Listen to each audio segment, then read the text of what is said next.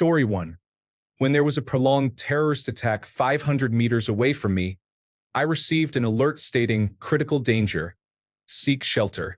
I thought it meant they were coming to my area. Turns out it was just ballistic missiles. Story 2. Probably the night I knew in advance that several hundred ballistic missiles and drones were coming my way. Story 3.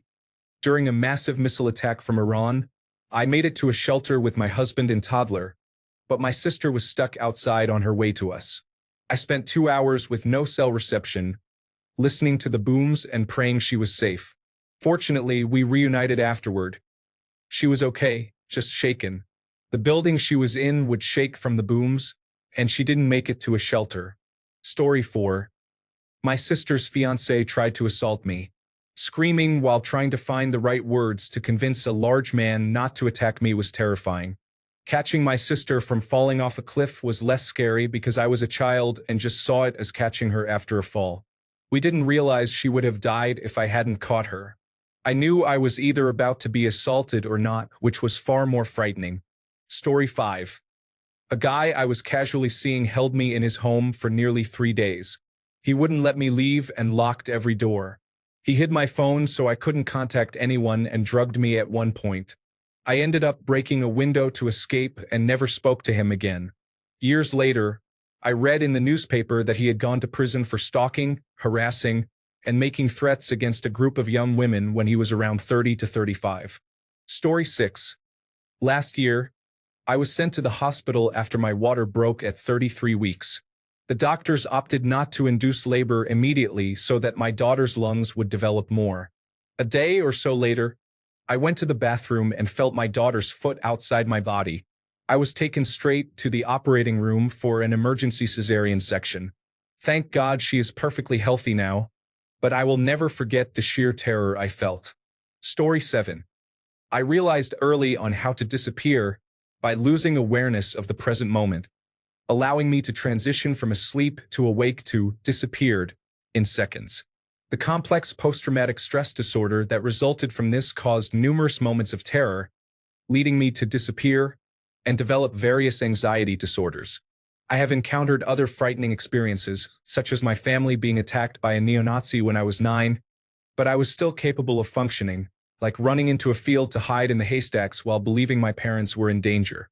I also found myself 100 feet up a 280-foot redwood tree in the middle of the night during hurricane-force winds, which knocked down hundreds of other old-growth trees. I was in twin trees located at the edge of a steep hill, where walking around them required a rope, with 50% of one of the trunks overhanging the cliff. I was certain I was going to die and made peace with that. However, experiencing sexual abuse as a child was undeniably the most terrifying ordeal I have faced. Story 8. When my child didn't come home from school, I called the police and they asked for a picture. I was filled with anxiety. About an hour later, he walked up a creek to our home. I was elated to see him. Story 9. On the morning of October 7, 2023, I woke up around 6:30 a.m. to the sound of a rocket siren followed by loud explosions above the apartment. But that was just the beginning. Later that day, I started to see panic in the local group chats I was in. People were verifying with each other that they were alive. As I turned on the news channel, I saw horrific footage and a count of casualties that kept rising. I started to panic. I called everyone I knew who lived south of me, and thankfully they were able to get out alive. But then the worst part came. I saw people on the internet celebrating, appearing happy and joyful about it all. It became even worse when there was footage of people being taken hostage. The footage of the kidnapping was hard to watch. I may not know the hostages personally, and I am not a fan of the war that broke out, especially not the government. But the situation of the hostages and the unleashed hatred in the online world put me in a constant state of crippling fear that lasted for months. Eventually, I was able to start living mundanely again after that day. I still pray for their return. Story 10. When my dad discovered I had sneaked out of the house to meet a boy back in high school, we were Catholic. Story 11. Dad and Mom were fighting so intensely that my mom told me to run to the neighbors. I feared he was going to hurt her. Story 12. A student took out a gun in my 10th grade computer class. It was an airsoft gun, but it was designed to look identical to a real handgun. I thought I was going to lose my life that day. Story 13. Coming to after a sudden cardiac arrest while the emergency room doctors were performing cardiopulmonary resuscitation and fully understanding what just happened to me. Story 14. When my neighbor threatened to kill my dad, or the time a police officer tried to intimidate a false confession out of me. Story 15. I realized my phone wasn't in my pocket, but I could still hear music in my earbuds. I thought I was being haunted by the music app. Story 16. Realizing someone was trying to take your children from you in the parking lot is alarming. I have never been more loud and direct in my life. My children are the reason I carry a concealed weapon. Story 17. In the emergency room after a severe car accident, I kept experiencing blood in my urine, and the medical team informed me that I had internal bleeding. Fortunately, they managed to get it under control, but those 3 days were quite challenging. Story 18. I can't think of many times I was truly scared, except for one. One summer, my brother and I took turns watching our nephew when he was around 2 to 3 years old. It was my brother's turn, and it was 12 p.m., which meant nap time. We usually let the nephew lay down and sleep in a comfortable room while my brother fell asleep in a recliner outside the room. I looked over to see that the recliner was empty, and when I checked the room, my brother was not there either. I searched the entire house and could not find him. His car was still at the house, but for some reason I didn't think to check the room with the baby. I was nearly in tears when I finally found them both asleep in that room. I wasn't sure what I thought had happened. I just knew I couldn't find my brother, and it scared me. Story 19. When my wife told me she had fallen on the ice and hit her head, I made the quickest trip to the emergency room. She was okay, but that really scared me. Story 20.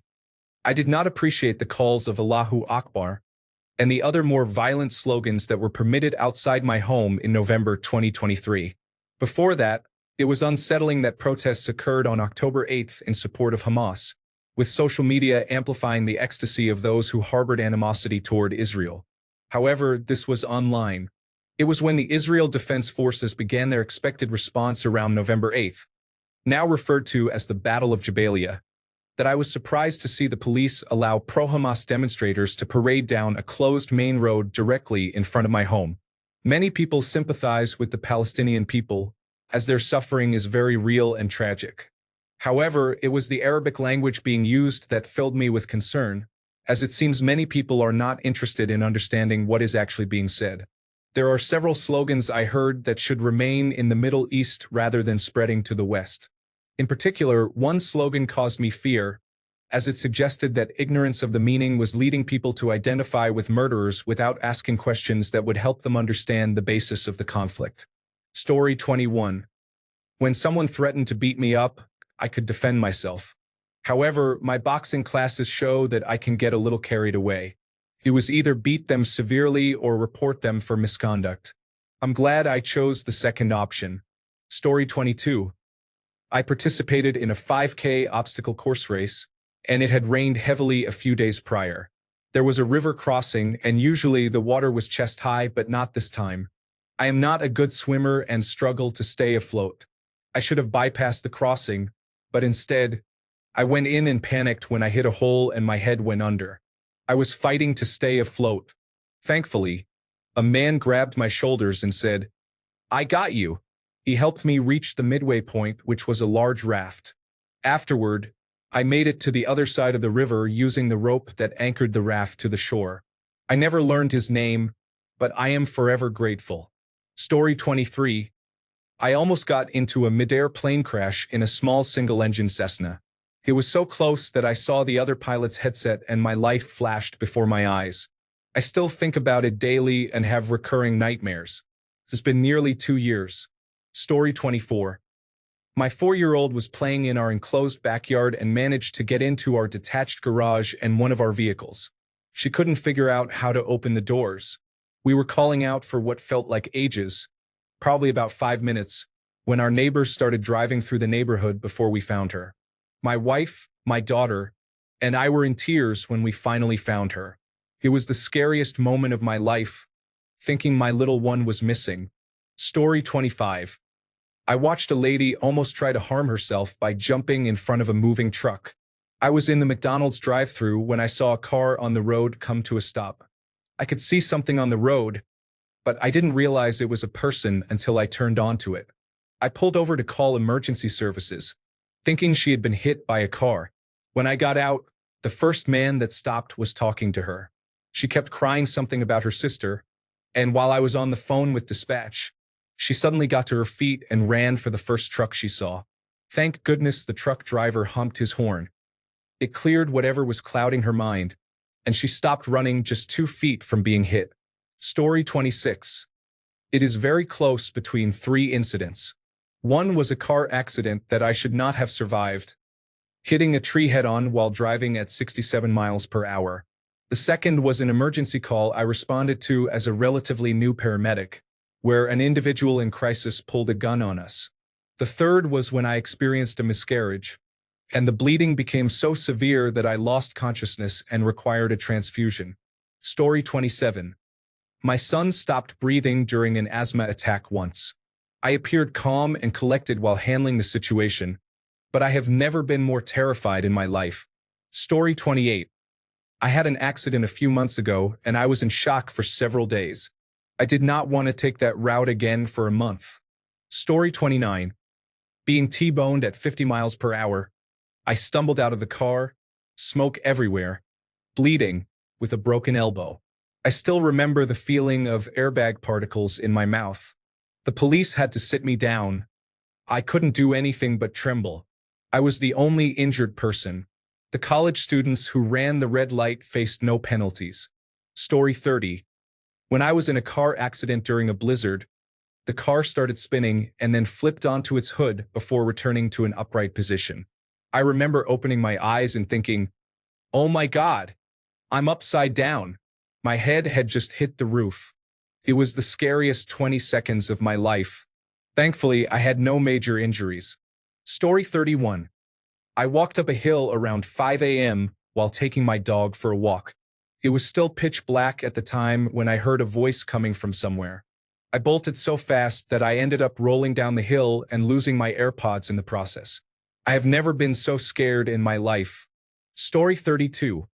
When I was 15, I was followed by a man while returning from school. It was during the summer, and the streets were mostly empty due to the heat. Story 33. In 2006, my father was deployed to Iraq with the 3rd Special Forces. He would often call us to provide updates on how he was doing. On this particular call, while we were chatting, I suddenly heard shouting, and then the call cut out. Within hours, we saw a news report about a truck bomb larger than that of Timothy McVeigh that was detonated near a firebase close to where my dad was. For the next week, my family and I waited for a knock at the door.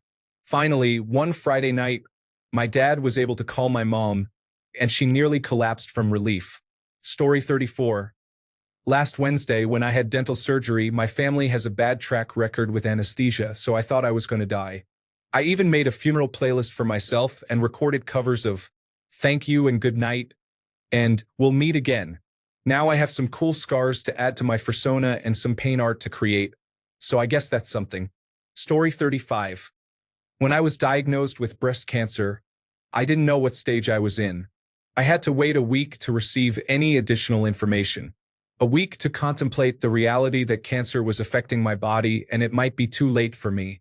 Thankfully, it wasn't, and I have been cancer-free since March 25th. Story 36. The 2011 tornado outbreak featured one of the most powerful EF5 tornadoes, which passed close to our house, narrowly missing us and our neighbor before completely destroying the surrounding trees and area. Another tornado was down the road, blocking our only way out, while a third tornado in a different direction thankfully was not coming toward us. It was very scary, especially as a teenager. Story 37. As a child, whenever my father would put his hands on my mother, it created a fear no child should ever have to experience. Story 38. I had spent a month astral projecting before bedtime. I didn't know about grounding myself or any protection techniques. Then things started happening while I was awake. Lights and bulbs acted strangely at home and work, sometimes moving from one light to another and then to the television. One night, I was really freaking out as it seemed to get progressively more intense. I had a metal hatchet in one hand and a hunting knife in the other, as if I was going to cut an electric ghost. Out of nowhere, a static electricity arc went between the axe and the knife, bending outward. I put those down quickly and went for a walk. Story 39. The first time I experienced a psychotic episode, hearing voices narrate my life and seeing objects move on their own was terrifying. Story 40. I had my knee drained of accumulated fluid. I went home and returned to my routine. 8 hours later, I received a call instructing me to return to the hospital immediately for admission. The fluid was septic, and I was in serious danger. The laboratory technician made an error in the results, but by that time, I was connected to an intravenous line with a massive dose of super-strength antibiotic. Story 41. When I woke up hearing the sound of my window screen being cut in the adjacent room at around 3 a.m., I saw a man dressed in all black with a mask and a large knife cutting through it. He saw me, froze, and stared at me for about 30 seconds, and I thought, what is happening? Then he ran away. I guess he thought I wasn't home, but my heart was pounding, wondering if he would come in anyway and harm me. The worst part was that I was living in a different country, Switzerland, where I spoke the native language poorly. When I tried to report the incident, the police hung up on me after I asked if any of them spoke English. For the rest of my time there, I was extremely paranoid and kept a knife by my bed every night until I left, in case he came back. My landlord said it was foolish since a kitchen knife wouldn't stand a chance against a real weapon, but it made me feel safer. Story 42. I was involved in a car accident with my 8 and 5-year-old children. The woman who collided with us was traveling at least 45 miles per hour. This occurred 2 years ago, and I still have nightmares of my daughter screaming in the back seat. The other vehicle struck her door. Story 43. That time someone said they were going to put their hands on me for no apparent reason. The next few days were difficult as I had to sit across from that person. Story 44. For me, it's all nonsense created by my own mind.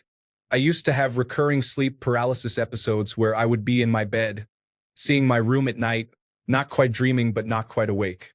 Then something totally irrational would happen, like the green light on my window air conditioning unit expanding and shifting until it became a portal through which tiny goblins would push out, drop to the floor in the darkness, and I would just hear them scurrying around my bed. Or the time I rolled over to see a giant, wrinkled face looking back at me. It feels like I will die, not even from the hallucinations, but just from the intense fear I experience. Thankfully, it's been years since I've had any that severe.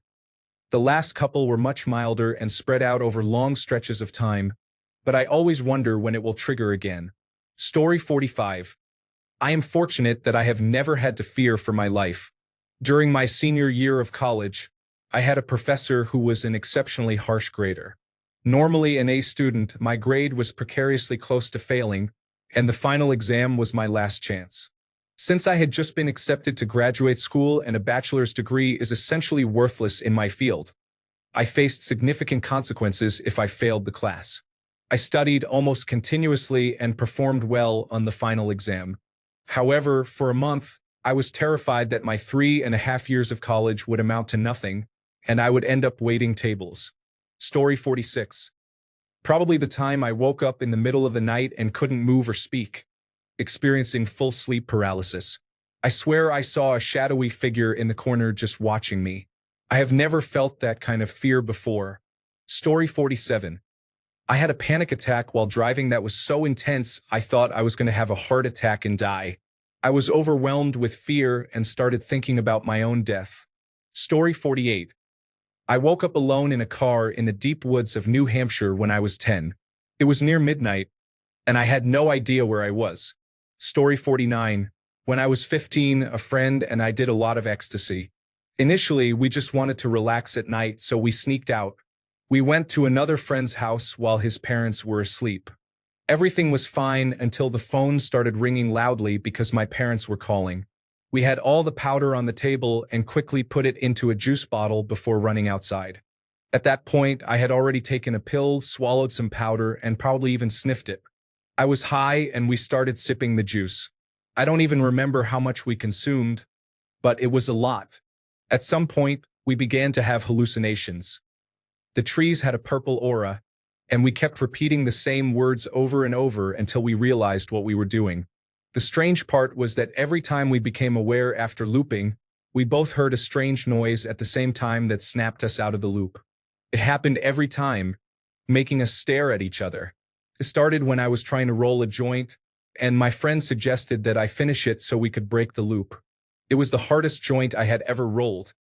I literally forgot what I was doing even though I was looking at it and trying so hard. Surprisingly, after smoking it, everything intensified.